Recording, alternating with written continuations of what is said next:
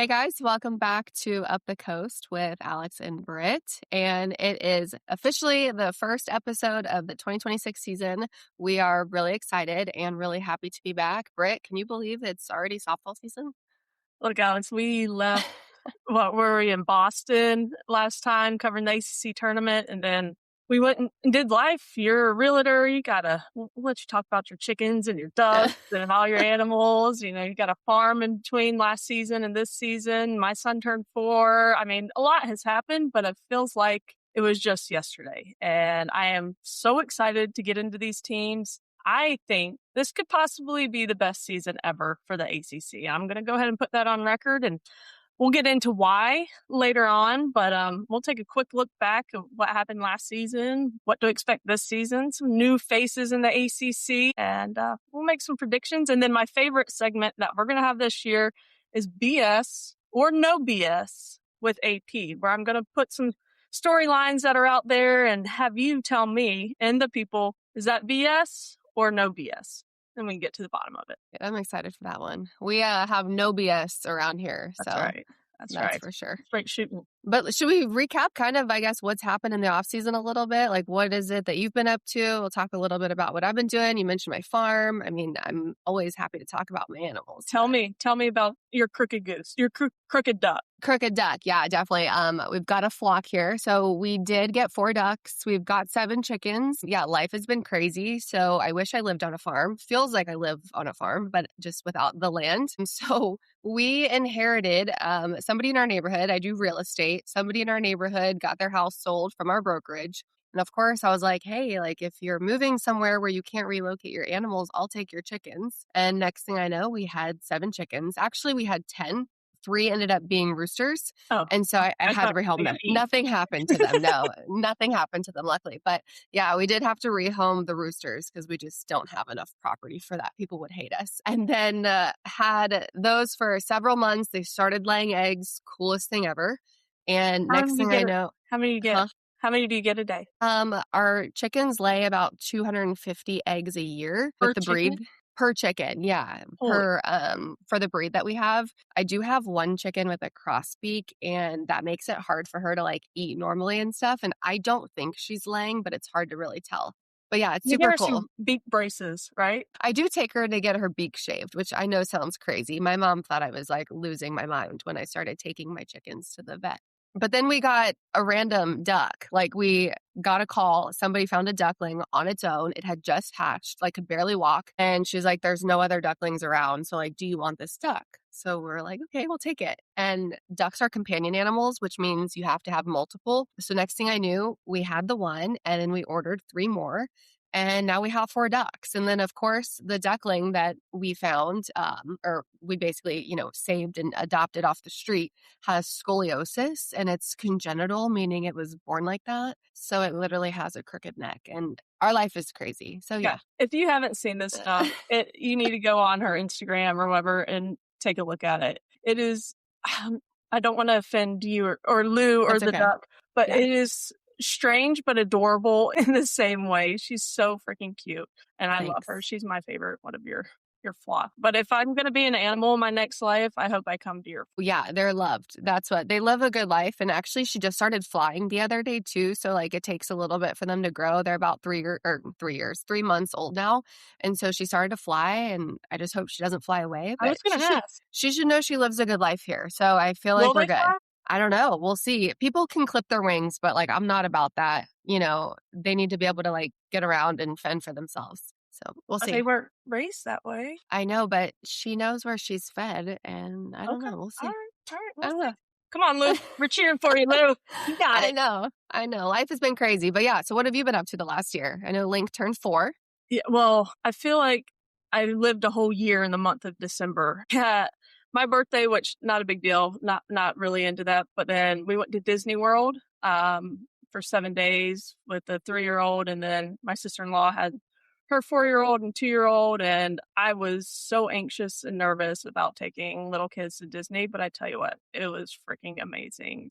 Yeah. The excitement they had, and just to watch them. And we only had one meltdown, which was incredible. And my son's been obsessed with Disney ever since. And then we had Christmas, my anniversary, then Lincoln's birthday.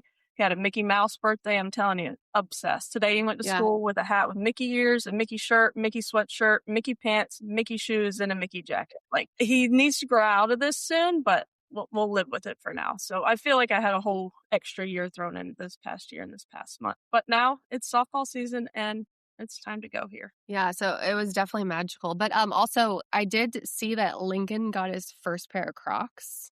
Oh my gosh. Yes. And we're not a Croc family. And I picked him up from school one day and I took him to get some shoes because his feet are growing like crazy. And he saw these Crocs and he just had to have them. And Taryn hates Crocs, like despises Crocs. I'm like, this is perfect. Let's get the little jewels that go on them. Let's go all out. And she was not thrilled, but they are a very convenient shoe to have with a 3-year-old running or going to the pool, going outside, slide those suckers on. He's got his little Hot Wheels on them. I mean, I still don't think she's a fan. I'm not necessarily a fan, but for convenience, we're here for it. Yeah. I feel like the older I get, the more I want to live a life that's like convenient and things are easily maintainable. And that's just where I'm at. So I feel that. I agree. But all right. So you mentioned that this year is going to be probably, right? We're forecasting here, putting it out in the universe. The most successful ACC softball year yet. But let's take a look back at 2025 because I do feel like it was pretty memorable as well. Yeah. So what sticks out to you most about last season? Well, I think like you said, it's important to look back. We talked to Lonnie last year. I don't know if it was on podcast or we were just conversating with her. Going into the season, she said that back in the fall with a new group coming in, the first thing they were going to do was watch the game from last year. And I don't know if you've ever experienced this. I've been around a bunch of different programs playing, associated coaching, and we never did that. It was like new year, new season, new team, let's move forward. But I got to thinking about it. It is so important to look back and see how that season ended because you just can't, it's not a whole new team. You still have a core group there. So I thought that was really cool when Lonnie said that. And I think it could benefit a lot of teams too, instead of just moving on and pretending like things didn't happen because there's only one team that ends their season on a win every season. Yeah. So looking back, I thought postseason was incredible for softball as a whole. And we had 2 teams make it to supers. And there were 2 teams that I thought really had a great chance of making it to the World Series, which is Florida State and Clemson. But unfortunately, they ran into the 2 teams that played for the national championship. Clemson went against Texas. Florida State went against Texas Tech. And I thought Clemson was going to pull that one out. They won the first game against Texas 7-5, then lost game 2 in 10 innings, and then came up and lost by 1 run in that 3rd inning against the national champions, soon to be national champions. And I think they made some errors, 4 errors in the last 2 games, just not the cleanest they could have played, but I think they put on a great show. And then Florida State ran into Najee Kennedy, and I don't think they played their best ball. I remember a bunch of base running errors and, the people you think would step up in those big moments just didn't happen. But to me, I thought it was a great showing. But at the end, it was very disappointing that nobody was in Oklahoma City. Yeah, definitely. Because, of course, the ACC success hopefully gets us to Oklahoma City, and we love to cover the teams and get them more exposure. But, yeah, I mean, if you're going to go out, at least go out with a bang and against the 2 top teams in the country competing for the Natty. And, yeah, there was a lot to look back on it. And I like what you mentioned about Lonnie with what Coach has said about kind of looking back to where we were. And I feel like to appreciate where you're going, you've got to appreciate where you've been and kind of understand it a little bit, right? And I think reflection is a great way to do that and just trying to keep building for the future because you want to get better and better. And that's what they say. Like, we're always so busy looking ahead at what's to come and everything else. But like, let's look back and see how far we've come because sometimes that's pretty impressive too, Yeah, because it's super easy to be like, all right, that season happened. We made stupid face running mistakes and we made these errors and we just forget about that. But if you don't ever address it, how you're going to be in that same situation again, how are you going to get better from that? It's human nature. At least for me, that's really good at compartmentalizing and trying to forget things that I don't like. And I really thought that was a cool little story that she shared with us among the many that she has. But we also had teams that made it to regionals. I think, to me, the biggest disappointment was Duke hosting a regional and losing at home to Georgia. That was tough. And then UNC went to a barbecue in Knoxville. I'm going to say that UNC, they've gotten back to where they're going to be a postseason team, and now we need to see some more from them. Yeah, I think the expectation this year is let's go to a regional, let's make it to a regional final. We've got to take that next step. And then Georgia Tech going down to Florida to a barbecue to FAU and Mercer, which I don't think was the expectation from them. I think they're still building. They're going to be a postseason team. And then Virginia Tech in that Alabama series had Lindley and Mazarown each start a game, but they dropped the one-run games to Alabama. And that Stanford, oh my gosh, do you remember that Stanford's with Oregon to go to Silvers? Yeah. I mean, I thought for sure because they were going to match up with Liberty to go to the World Series, and they won that first game 14-1, and we're like, done, in. But then their pitching problems came and lost 15-5 and then 7-10. And then we had Virginia and Cal each go to regionals last year. So we had a good showing in the postseason, but I think the onus is on middle part. The top of the ACC is really good. Mm-hmm. The middle has gotten a whole lot better. And I think it's time for them. We're going to see them take that next step. Yeah, even talking about postseason and what was last year, I have chills as you're kind of going back through all that. Because, we were just like hyped up and just watching everything kind of unfold. Of course, it didn't always work out in our favor with the ACC, but it's really fun to watch the journey. And, games are starting this week, and it's going to be crazy because of everything to come. It's going to be a really good test of where teams are in week 1, but we all know that where you start isn't always where you finish, hopefully, right? Like the goal is to get better. Yeah. I mean, they went down to Florida and just everybody was like, what is happening with this team? And then we're one play away from being in Oklahoma City. So, how you start exactly right is not indicative of how the season's going to end, but it's definitely a good litmus test to see. Absolutely. Hey, is Stanford going to fix their pitching problems? Is Duke, their pitching issues they had last year, do they have more arms? And you're going to get a good taste of that in that first week. Yeah, and talk about reflection of 2025. Clemson, the reigning champs coming into the 2026 season, super impressed with how they got better continually throughout that last year. And they're a team now that when you look back and kind of see where they've been put to the test, they've been challenged, and they've risen to the occasion. And I'm really excited to see them compete. We'll get a little bit deeper into some key players that they added. Those that graduated, of course, never really helps. But of course, you got to keep building and got to keep growing. But I'm really excited to see what they do. And they were a really fun team to watch last year between them, Florida State, and that ACC championship game. I mean, that whole ACC championship tournament was insane. So many close battles. Weather was the factor. Like, we were freezing our ass off. Like, I don't know. It was nuts, but so much fun. And just the adversity that these teams went through to get to where they were. Again, 2026 is going to be amazing. Yeah, there's going to be so many different storylines. I mean, with the transfer portal and everything, with new faces and, what it's hard to kind of know what to expect, except for, I think we can get into is Florida State. I think the expectations for Florida State are the same every year. You expect them to be a fundamentally sound team, a team that can hit, a team that plays great defense, a team with speed, a team that has a pitching staff, and they do. They did graduate a couple pitchers, but they also returned Jazzy, Ashton, and McKenna, and I think those pitchers got a ton of work. I mean, McKenna Reed was dealing with some injuries and things last year, but her previous year, she got a ton of work. So definitely experienced in the circle. And then they're bringing in 3 freshman pitchers that are really notable to add to the depth in the circle with Avery Dockery. She's a 2-way player. She's 6'2". And I just think a 6'2" pitcher, you don't have to be 6'2" to pitch and be successful, but I think it definitely adds some momentum in your favor there. And Marley Gaskell is one of the best pitchers in her class. Some notes on her that I read about her is that she has a really good changeup and can change speeds. And we saw how successful Jazzy was with that last year. And then Bella Dimitrijevic. Yeah. She was a 2-time Gatorade Player of the Year from Illinois, plays for the Croatian national team. And Lonnie said that she will make an immediate impact in the circle. So pitching-wise, what do you think Florida State's going to look like?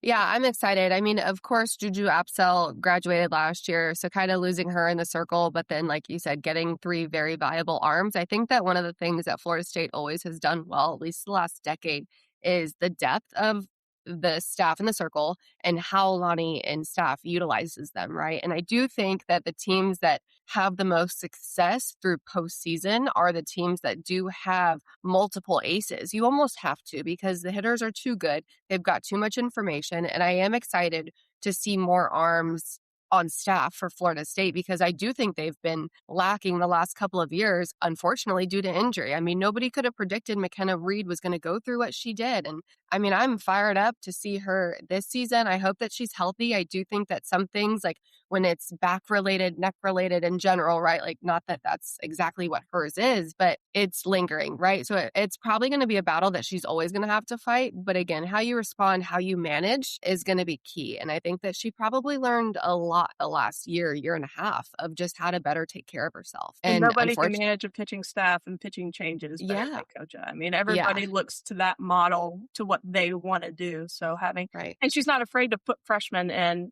very important situations earlier in the year and see how they respond. And I think she still does it better than anybody else. So I'm completely agree.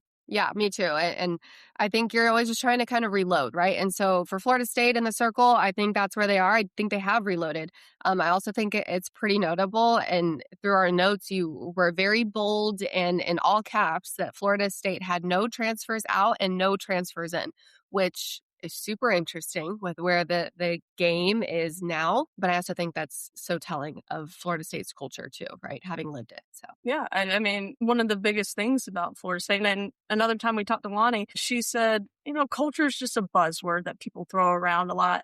And it is, but it's also very important. She said culture is something that you do every single day. Like, she gave us the example in Spain. They have their siestas. They take naps. That's just what they do. And Florida State has really cemented what they do, what's acceptable, what kind of effort's acceptable day in and day out, and not having to reteach that to a new group and being able to trust the players that have stayed there. Yeah, hey, we got freshmen coming in. This is how we do things every day. This is what's acceptable and what's not. And I think that's half the battle when you have big transfer classes coming in. And I think that just puts Florida State a step in front of a lot of programs. Yeah, I couldn't agree more. And Florida State is coming in ranked number 1 in the ACC for polls right now with where they sit for preseason. Clemson, again, though, like, so much fun to watch, did graduate a few very notable players from last year's roster. You want to get into them at all? Yeah, I mean, the first ones you think about is in the circle with Brooke McCubbin and Reese Basinger, the pitcher of the year last year. They accounted for 320 of the 409 innings pitched, which is 78% of the innings pitched graduated for Clemson last year, which is that makes you nervous going into the offseason for any coach or program. But they also have now sophomore Macy Cintron, who is going to be awesome. She was awesome last year, didn't get a ton of time in the circle, which I think is great for a freshman and two-way player. Let her figure out the offense, and she did. She was clutch, reliable right there in the meat of the order. And they're bringing in a couple freshman pitchers, Lexi Hamas, Pennsylvania Gatorade Player of the Year, extra innings. I don't like to put rankings on players, whatever, but she was ranked the number 2 pitcher by them, which, she's got to be pretty decent. And then a local girl, Maddie Johnson, South Carolina, 3A Player of the Year. But then my favorite part of this is they got a couple transfers in the circle too. So they're reloading. And my favorite transfer that happened this offseason was Abby Dunning. Coming in from Boston College. We fell in love with her 2 years ago in the season that she put up for Boston College. She is a dog. She is a workhorse. She throws hard. She has a great rise ball. I think bringing her in a workhorse, because every pitcher that's been at Clemson, they've had to be a workhorse, and she's got that mentality. And I think getting her together with Kyle Jamison will elevate her game, because she definitely does need an off speed. She needs something besides that screwball and rise ball. And I think that tandem is going to work great. And I think they'll pick up where they left off in the circle. I was really nervous about that, but I think Abby Dunning, she's going to do some work for him. Yeah, I agree. And I know that that's your favorite transfer, I think, in the whole conference, just because of you were a fan of her 2 years ago and just kind of following her. Unfortunately, she had to deal with injury last year, but coming back strong, the rehab, I mean, I always say it, right? Like some of us come back our strongest after you go through those battles because you just really dive deep and it becomes a lot more serious than just a game out there on the field. Like you just have so much more heart behind you too. But when you look at the notable graduates too, like I have to acknowledge Maddie Moore. I mean, she was like the heart and soul of this Clemson team. However, they were so good at elevating the youngsters. I mean, Macy Cintron was the freshman of the year last year for the conference. And to have such a big voice, such a big presence at a young age, I feel like that was a lot of their freshmen and sophomores last year too. So while they graduated, some really key players in that senior class between Maddie Moore, Alex Brown, Abby Vieira, Brooke McCubbin, Reese Basinger, like you also had so many youngsters too that are just like vying and waiting for their chance, right? So I think that Clemson's going to have to figure out that identity piece, going to have to work through that building confidence and getting confidence out on the field. It's going to come through failure and it's going to come through success, but no better way to get it than the first couple of weeks of season. We saw it last year. How you start isn't always how you finish. So. I agree. And I think those young players you're talking about, like we saw them step up in big moments, like Taylor Pipkins and Marion Collins and Julia Noller. Big swings. I mean, they've been put into some pressure situations and show that they can be clutch hitters. I do want to mention one more thing on their pitching. They're also getting Sierra Manis, who was coming in from USC Upstate, and I called their regional last year, and she's a dog too. She pitched over 160 innings last year, arguably the best pitcher in the Big South. I mean, you're bringing in two workhorses in the circle, which, you know, that was a big glaring gap for Clemson, and I think they filled it really well with Abby Dunning and Sierra Manis. Yeah, and the leadership of Coach Rittman and staff. I mean, what he does out there is extremely professional. And I know it's like, oh, yeah, they're college coaches. Of course, they're professional. But the way you conduct yourself, the way you handle things from a management perspective, I feel like he's one of the best in the game. And I really like how, They got it right. They got it right. Yeah. For sure. I think the future's bright for Clemson. And you mentioned Maddie Moore being the heart and soul of the team. She absolutely was, but she allowed other younger people to lead around her. And I think that's only going to help them in the future. I think Clemson is going to make their first World Series this year. All right. You heard it here first. Let's go. All right. Let's get into Stanford. Okay. Stanford was tough last year. It was like signs of brilliance, quite literally brilliant. And then it was like, what the hell? You know? I mean, just what that series against Oregon. I mean, yes. You're like, smoke them first game. And yeah, I think last year, huge question mark on Stanford with Nyjah transferring to Texas Tech. Like they've always had pitching, their offense, And then last year, it was their offense that was unbelievable. Booming. Unbelievable. Hitting bombs, playing in a football stadium and just dropping bombs all over the place. Love the conference. Yeah. Love the conference. Their pitching, though, they had two young pitchers, and it was the walks that really got them into trouble. But a year under the belt for Alyssa Houston and Zoe Prostyko, I think, really beneficial. And they're bringing in three freshman pitchers, all very notable accolades with Elena Krause, who actually her older sister Reagan Krause pitched for Stanford. So there's family tie there. She's from Illinois, from the coaches player of the year in that state. And then Ava Bulanti, pitcher from California, was the softball player of the year and WCal pitcher of the year.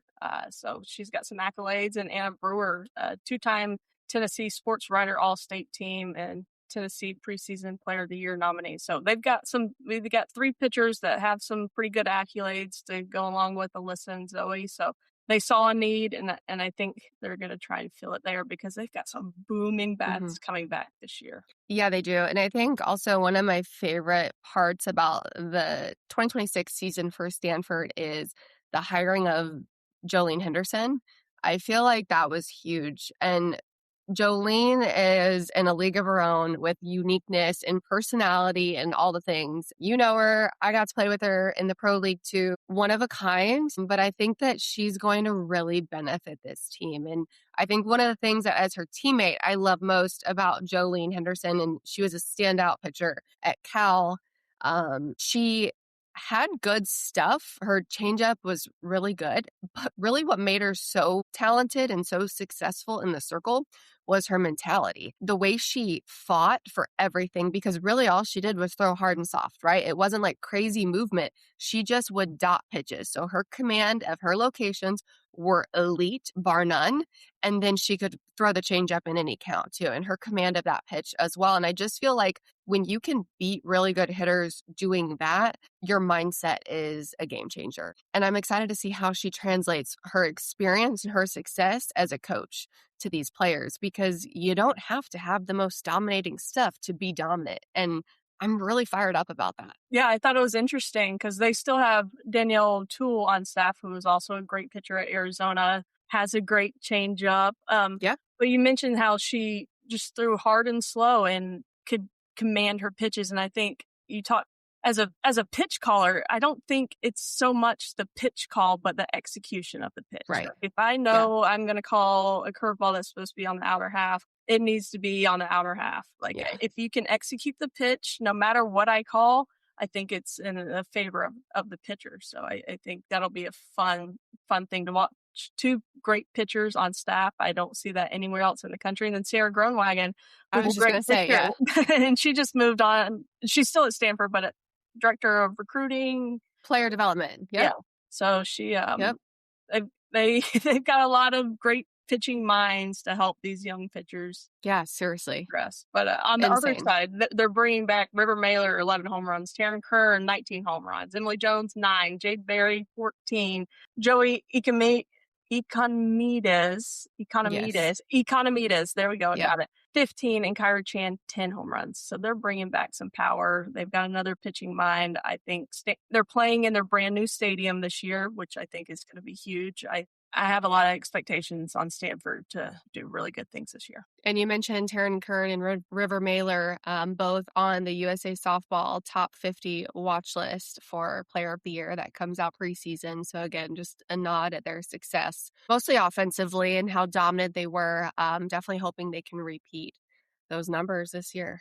That'd be pretty sick. All right, let's get into Duke. Let's do it. Let's dive in. Let's talk about the Blue Devils. So they were our last team that we got to cover at the World Series 2 years ago, and they've been a lot of fun. They had some obstacles last year. I feel like they just went through adversity. Like that's, I think, point blank. They just had adversity. They didn't have a lot of depth in the circle. You know, Cassidy Kurt, it never came out. I don't believe that she was dealing with injury, but I feel like she had to be dealing with injury. She was limited in what she could throw, I think, numbers-wise. We saw it in her innings and things like that, but then they didn't have the dominant depth, that you need at this level. Like, you need a couple of legit aces. And then as a coach, don't know how you do it, but you got to be able to manage them, right? To let them know, like, hey, you guys are both our number ones, or maybe it's all three people as number ones, right? And just trying to navigate how you get them in and trying to utilize everybody with their strengths. But that was the hardest thing I think that Duke went through last year. And then, of course, throw in some other stuff, Vega wore a knee brace for a while. So, that she was dealing with some stuff with her knees. Or at least one of her knees, and then just trying to work through the rest of the kinks. Like, that's hard. Yeah, and to have the success they did, right, with two arms in a circle and one maybe not 100%. I think you still need to give a nod to Danny Drugmuller, who really came in as a transfer from Pitt. I wouldn't expect her to come in and think she's going to be the number one pitcher having the most innings, and that's how she ended up. And she was, without her, they would have been a whole lot of trouble. And she graduated. But I think to have that same success with not a healthy pitching staff is pretty important to look at moving forward into this year. They're going to still have Cassidy Kurt, and we saw how great she was getting her team to the World Series, and they're going to add a couple more arms. I think the offense and just the athleticism of that team, and another year under her belt for Amina Vega and Deanna Jennings and Kyrie Rodriguez and Maya Burgess, Jada Baker. I mean, they've got some studs on offense, and I think they're going to be really hungry this year. I mean, that was disappointing to lose at home to a Georgia team that you feel like you're always playing in the postseason. So I think there's going to be an edge to that team, and they brought Jayla Wright back on staff, so she's back with the team. So I think she's going to add a little extra motivation. It's just a question mark in the circle for me. Yeah, I completely agree. So many different things that were thrown their way last year, but you have to look back. You talked about reflection earlier. You have to look back and see kind of where they were, the areas that they needed to get better, and then figure out how they're going to improve. And you come back hungry just naturally. They did pick up some key players and some really notable transfers in. I already know, and as do you, the leadership of Coach Young and staff. She's surrounded by really successful people, successful women. Bringing back Jayla Wright on staff, I think, is huge. You're just trying to build experience from a leadership standpoint and surround yourself with people that are just as hungry. And that there's no doubt that this team is coming back hungry. Yeah, and losing on Gold is big time. I mean, she's having incredible success right now in the pro league, but they did bring in coach's daughter, Layla Lamar from Florida. Didn't get a ton of action at Florida, so I'm excited to see how that dynamic works. I'm sure there is some interesting moments at practice, but to be able to come back and play for your mom, I think is pretty freaking cool. And then something that's not going to show up on the transfer portal for this season or transfer last year is Jessica Leonard, because she transferred the year before, midway through the season from Minnesota, and she's an All-American. Didn't get to play last season, and she's freaking good. She was a top 26 finalist in 2004 for the USA Player of the Year, batted over 458, and she just sat on the bench last year. And you know Coach Young would see her in the dugout and just wish she could put her in the game, but I expect Jessica Leonard to make a huge, huge impact. She's a shortstop, so Anna Gold's glove.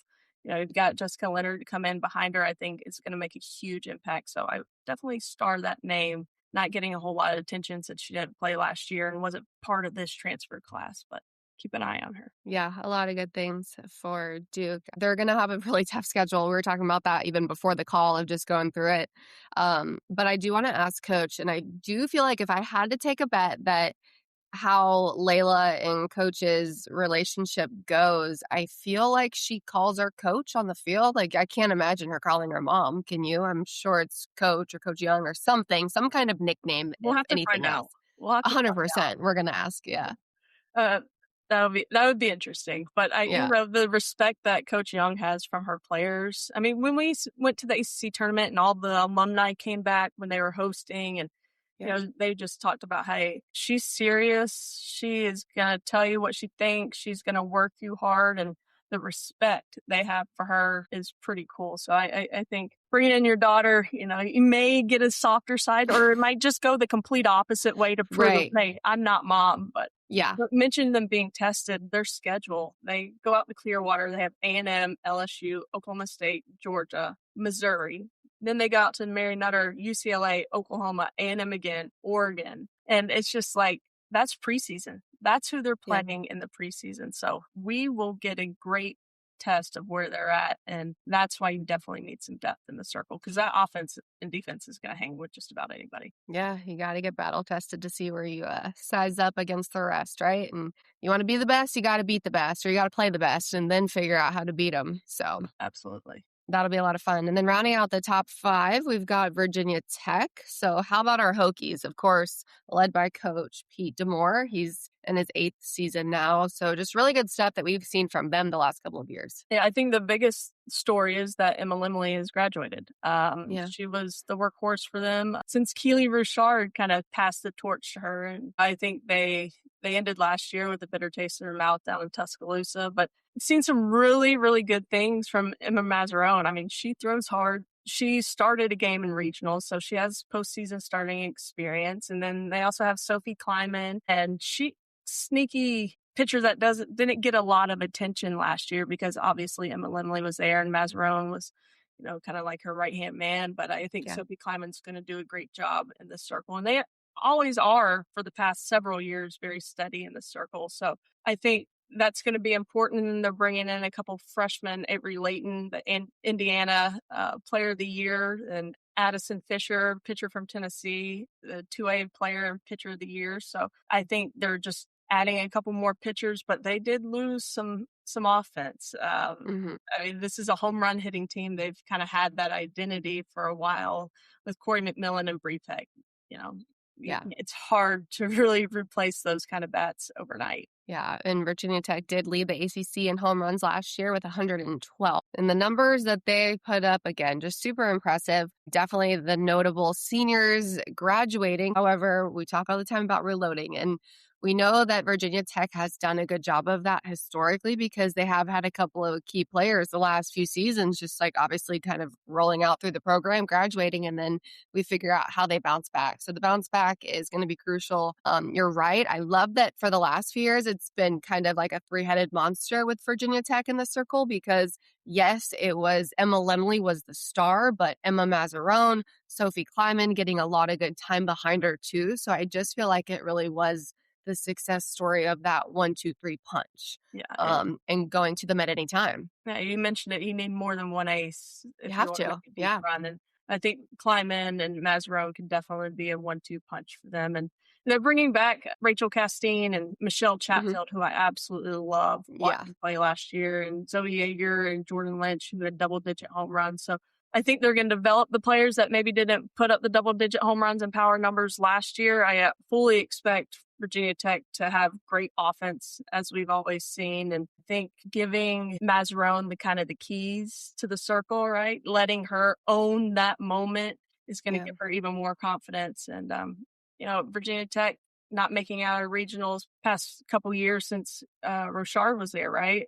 I think there's an expectation there too that, hey, I mean, back when they're at UCLA and Supers, they were like one play away from going to OKC, and they just still haven't been able to get back to Supers since then. So I think it's time for Virginia Tech to get back out there. Yeah. Well, we're excited to see the Hokies and see the long ball continue, let the hitters hit, and go from there. I think that's one thing they've done really well the last several years. So definitely looking to see that trend continue. We have had some new faces in the conference. So a few coaching changes. For Boston College, we got new leadership. And then for Cal, we got new leadership. And I do feel like Cal's hiring was probably the biggest in the conference. Britt, would you agree hiring Steve Singleton from Texas was a very big move? Huge.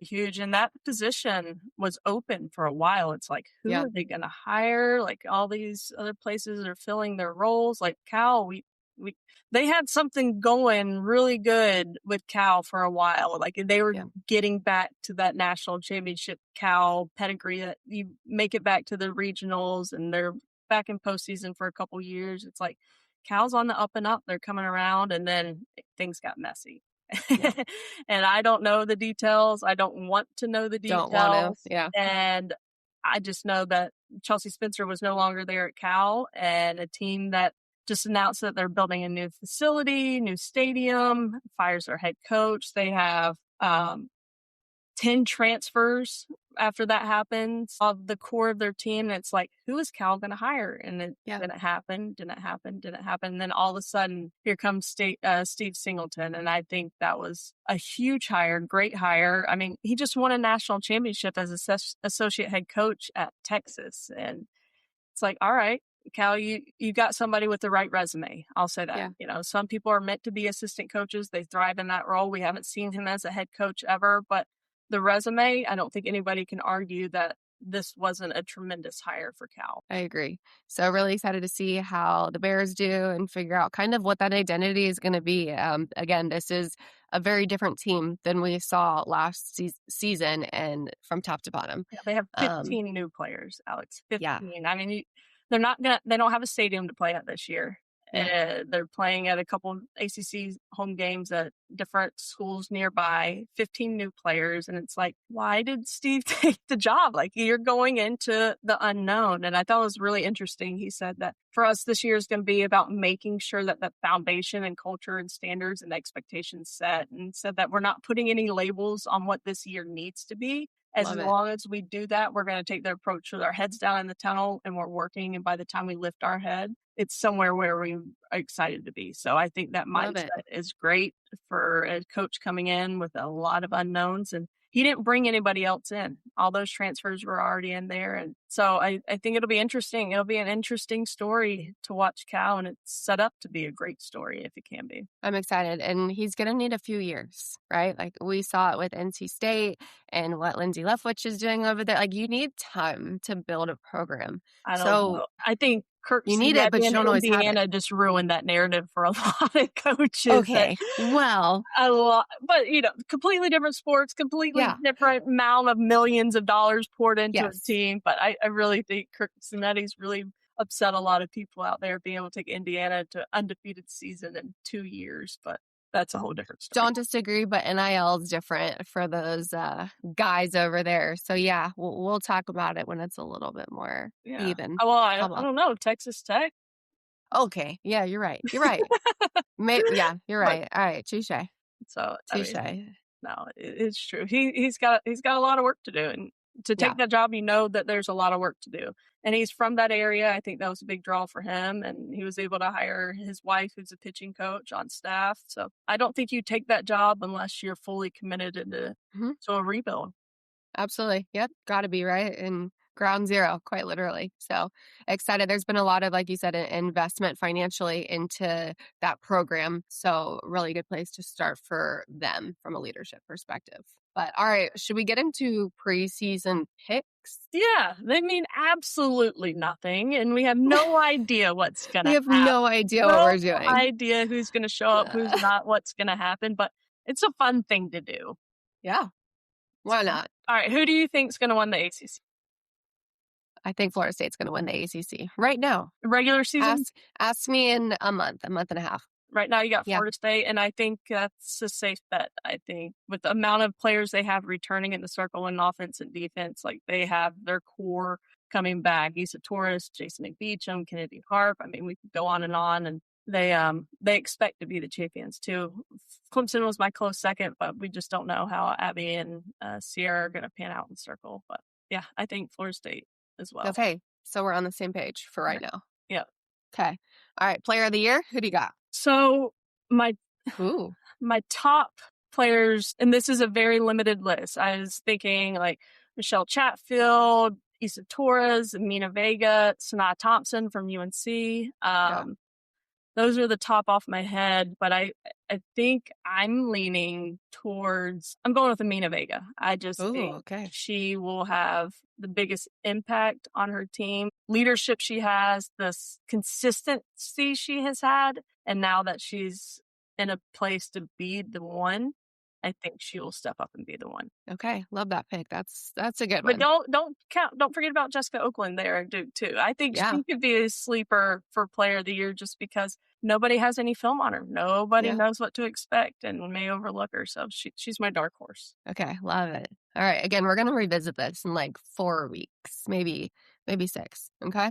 Player of the year, I'm going to go Issa Torres. I just feel like a lot like Vega, she's had a career of success. I mean, year after year to be in the positions that each of them are and have duplicated what they've done in different capacities, I think says a lot about their growth as players, their talent as players. I do think both of them similarly are raw talent-wise, just some of the best in the country. And then you start mixing in smarts and the coaching that they get with that, and that's what makes them elite. So I am going to go Issa Torres. I do think she's another impactful player for Florida State. Yeah, definitely an All-American potential, another All-American season for her. All right, what you got in the circle? I feel like I'm staying consistent here, tried and true. I'm staying with my Noles. I think Jazzy Francic is super unique. I'm going to go Francic. And I'm going to go Francic because I think she's one of the most disgusting junk pitchers. And I don't know about you, I hated junk. I was like, give me speed all day. Give me even speed with like a changeup. Sure, I'll like eliminate, pick one, whatever. But she's got like 4 or 5 different disgusting slow pitches that move. And like, that's just not my jam. So I almost picked her because as a hitter, I would hate facing her. Yeah. And I think you could have the worst swing in the world, but if you're on time, you can make things happen, right? And she does not allow hitters to be on time. And I think she was a close second to pitcher of the year last year as a freshman. She just came out and dominated, but she didn't have enough innings for postseason awards, right? I know. They split all that up amongst their pitchers, and I think that's good long-term for her, right? Yeah. But she definitely, by the end of the year, was the number one on that staff for sure. I like that pick. I think it's a great pick. My heart is telling me that Abby Dunning is going to do something amazing working with Kyle Jamison, but having a year off and not knowing, you can't put all my eggs in that basket. And then Cassidy Curd, I mean, she took a team to the World Series. I mean, what she did up in the zoo 2 years ago to get to OKC was incredible. And, we just saw her last year, like 20 wild pitches. There's just something not. So if she gets healthy, she gets back, she's going to have a great year. And then Emma Razarone, we know what she can do. But I hate to agree with you, but I'm preseason, just from what we know. Okay, I like it. Wow. And yeah, for anybody watching, we obviously didn't discuss this before, so this was like a blind draw. And you just heard my head working through. I love it. I was undecided until now. I love it. But I like how we're also prefacing it of like, we have no idea what we're doing and we're just going off of what we know. It means all these preseason rankings, trash. I mean, trash. You go back to football. Yeah.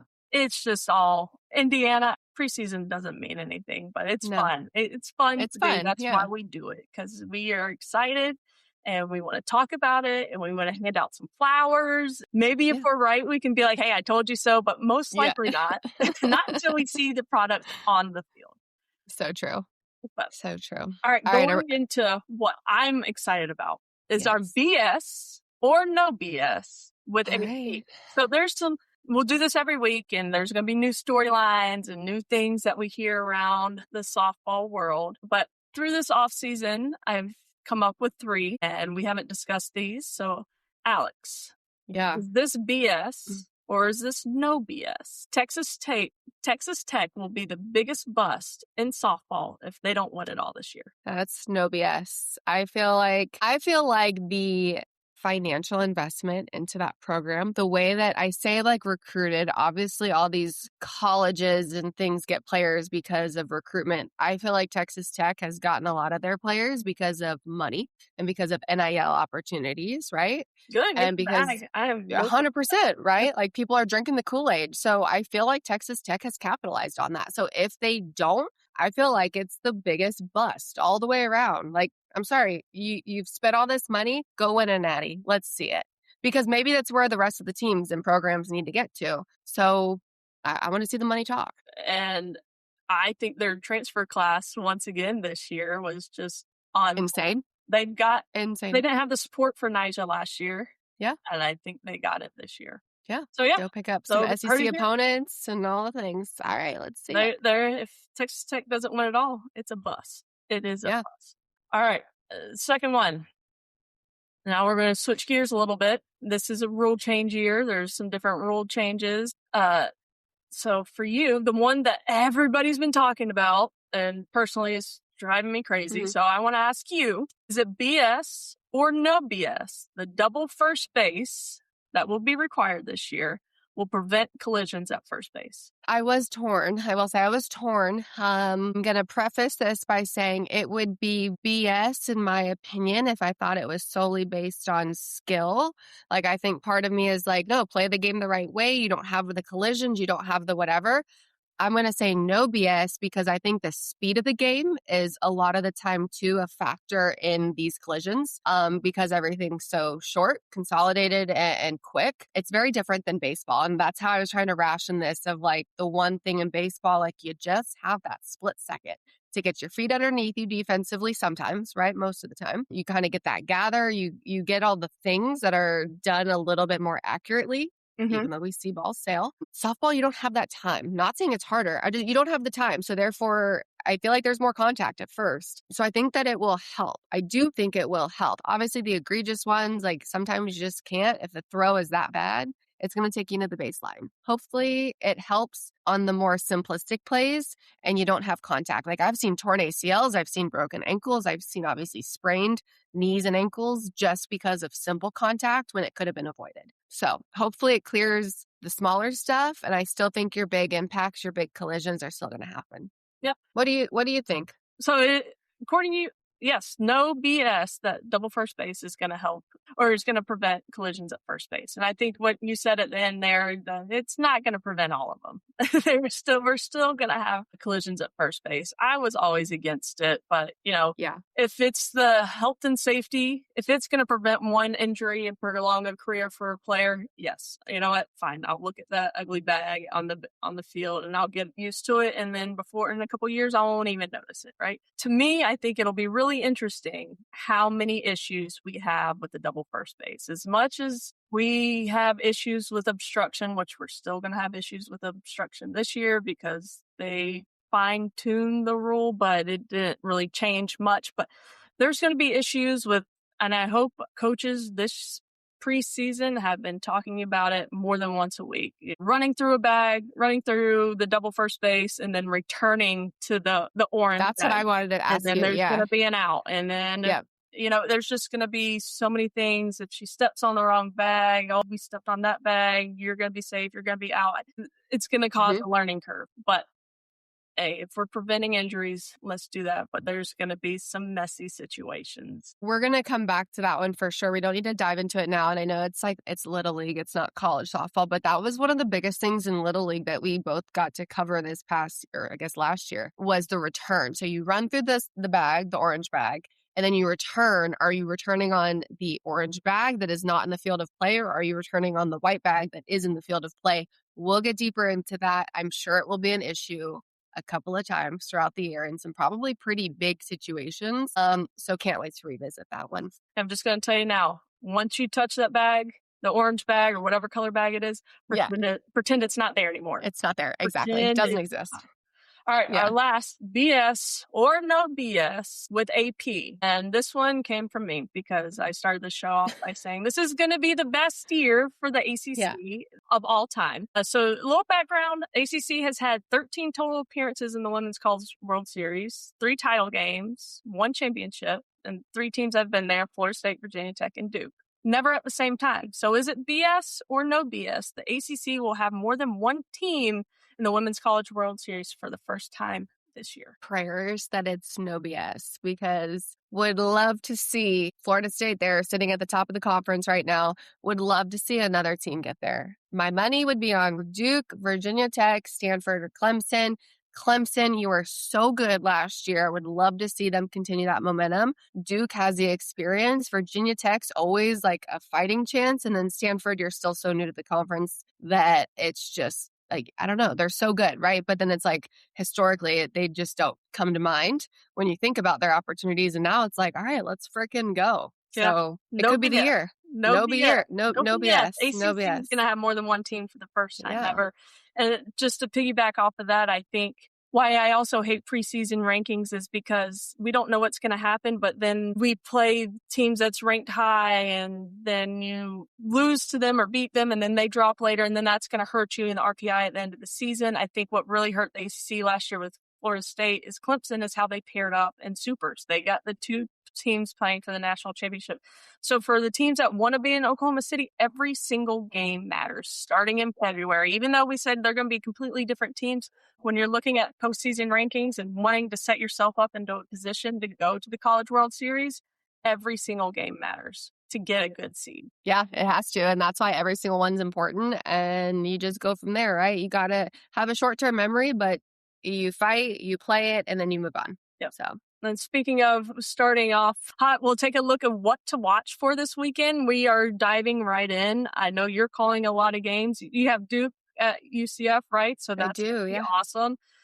Duke also plays BU. I want you to watch Casey Ricard down there for BU pitcher. Lights out, one of the best.